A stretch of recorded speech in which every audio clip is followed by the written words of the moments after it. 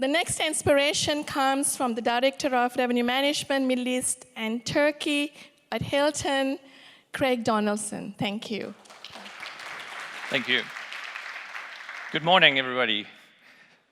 The amazing part about going on day 2, thank you, Mona, for scheduling, you get to learn so much on day 1 and this morning already, but at the same time, you then rethink some of the things that you're going to say. So here goes. I'm not going to speak to you about revenue management. I'm going to speak to you about cultivating talent and talent development.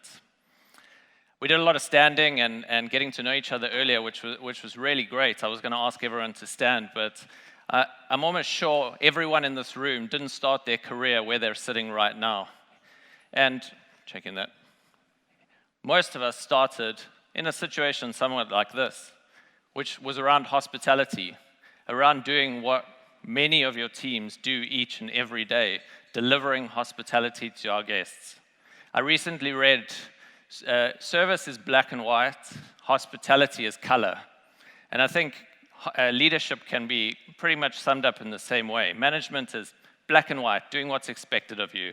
Leadership is doing something that makes people feel different. How do you impact how they feel? When we start out, we need someone to lead us. We need mentors, we need guides. And many people in this room on a daily basis, every single day, are helping others to grow, to develop their careers. Quite often, they'll stay with you and they'll develop with you. But I think yesterday we heard it as well. Sometimes, Marie-Louise mentioned, sometimes they'll go elsewhere. They will grow in your company or grow in another company, but then potentially come back. We need to take the time to show them the way, to lead them. Through this, though, and Michael mentioned it yesterday afternoon. 2 words, really important. Thank you. Well done.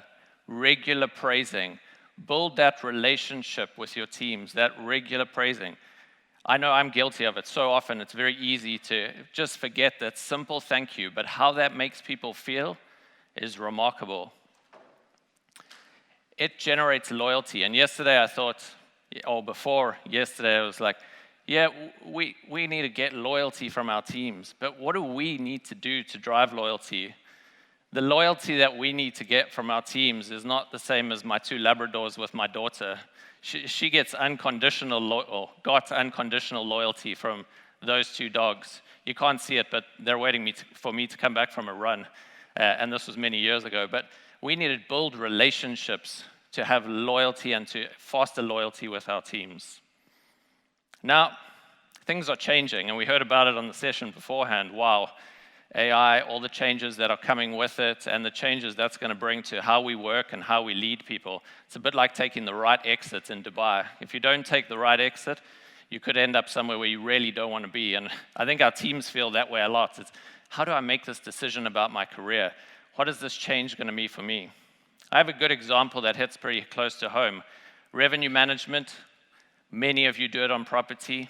We like to do it in a consolidated center, which brings a ton of information into one place.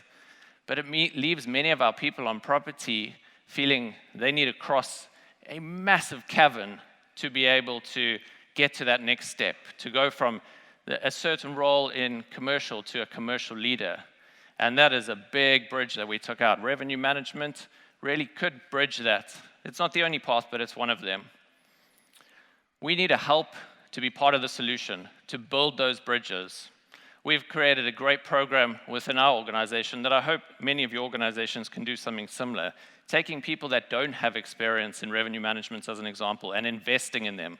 They're loyal to us. They want to work for us. They have blue blood, as someone mentioned to me the other day after I told them how long I've worked for Hilton. How do we grab that loyalty and their thirst for knowledge and help them to become our revenue managers of the future and our commercial leaders of the future? Accelerate their career, and for many of them, take them out of where they're currently working and giving them an opportunity in one of the greatest cities of the world, Dubai, to get to work with people across so many different cultures. This requires teamwork, though. I have an amazing team, and Michael said it yesterday. We often talk about how great our teams are, but how much time do we spend focusing on that team? Made me reflect. I think I'm behind the email and the Excel spreadsheets far too often. it takes the entire team to support those people that don't have that experience and elevate them. How do you get your team to have that culture of growth and make sure that they are invested in supporting those team members? And it takes leadership, a lot more time from our leaders to be invested in those team members that don't come in with the experience, but need to grow, need to learn, need that hand-holding or holding of hands or support.